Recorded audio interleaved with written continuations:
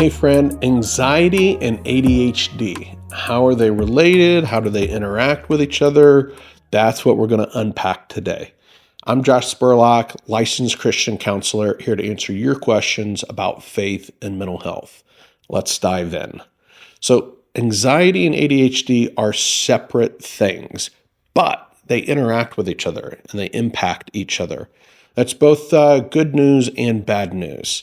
The bad news is they can make each other worse. The good news is the things that we do to care for ADHD and to adapt for that also helps anxiety. And the things that we do to help our anxiety actually helps the ADHD also. So there's an upside and a downside to it. So let's look at how they interact with each other. So first of all, the prefrontal cortex, this front part of our brain, here is what is involved largely when we think about ADHD. And it has a limited capacity or a different capacity for managing impulsive thoughts and information that's coming, from various parts of our brain, which kind of creates the forgetfulness or the scattered thoughts or the tangential thinking that comes with ADHD. But this part of our brain is also plays a role in regulating emotion and regulating anxiety. And so it has a connection with the amygdala and helps to organize and regulate the anxious thoughts that we have. And so in the same way that its capacity for managing executive functioning around intrusive thoughts and tangential thinking, it also can have a inhibited ability to regulate anxious thoughts and regulate the amygdala, which can allow for more anxious thoughts to kind of move into conscious awareness and be a part of our thinking. And so some of the overlap and relatedness is related to just how an ADHD brain works and then how that affects our ability to manage and navigate anxiety. Another way in which there's overlap here is through what called secondary anxiety. And so the sometimes the consequences of the struggles that an ADHD brain has in terms of remembering things or kind of organizing events has consequences in life that then create anxiety. That is, if I lose my keys, then I've got a problem, and that problem can create fear and angst. And so part of the anxiety relationship is from the fallout or the consequences of some of the things that happen as a result of an ADHD brain and how memory works and focus works. If I'm procrastinating or I'm having difficulty staying on task, the consequences for my school or for my work could be negative, and thus it can create anxiety. And over time, we can develop a sort of hypervigilance around not forgetting things or tasks or events or keys and so on.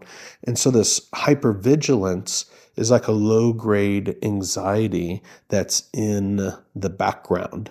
And so we can feel more angst and more tension as a result of that. There's also a reality that as an ADHD brain has to work a little harder in order to maintain focus, there's a consumption of resources in the prefrontal cortex that kind of depletes faster and often leads to like a tired prefrontal cortex late in the day. And that tired prefrontal cortex then can struggle to regulate and manage anxiety, which can cause afternoon and evening anxiety to be higher for an ADHD brain. And then there's this other layer that's in the mix. That when we are in a crisis, when we have certain levels of angst or fear, the brain releases adrenaline as norepinephrine in the brain and cortisol. And that adrenaline and cortisol has the ability to help the brain focus. It serves as kind of like a natural stimulant. ADHD is often treated with a stimulant that helps increase connectivity and focus in the prefrontal cortex. Well, at extreme levels of anxiety, the prefrontal cortex shuts down, but at moderate levels of anxiety, there's a increased capacity for focus. And so the ADHD brain can actually thrive in crises because its ability to focus and connect all the dots is increased.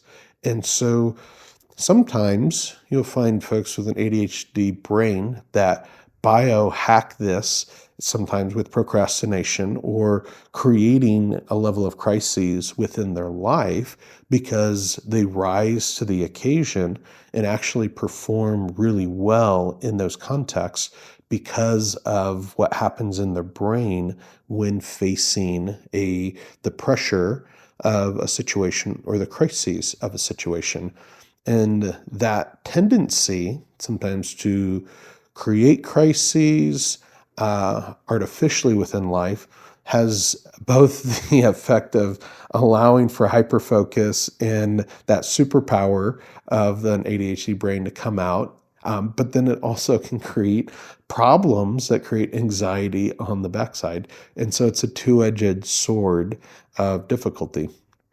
So there's multiple ways in which anxiety and ADHD interact with each other within the brain and the life of a person that's navigating ADHD.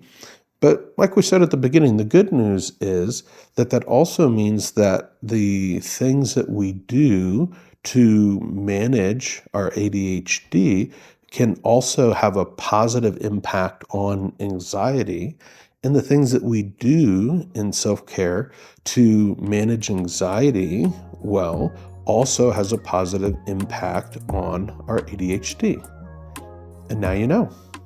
Thanks for hanging out with me, watching this video. If you've got questions, leave them in the comments. We'll make some more videos. And until next time, I want you to know that I'm praying for you and that I'm cheering you on as you mature into true happiness.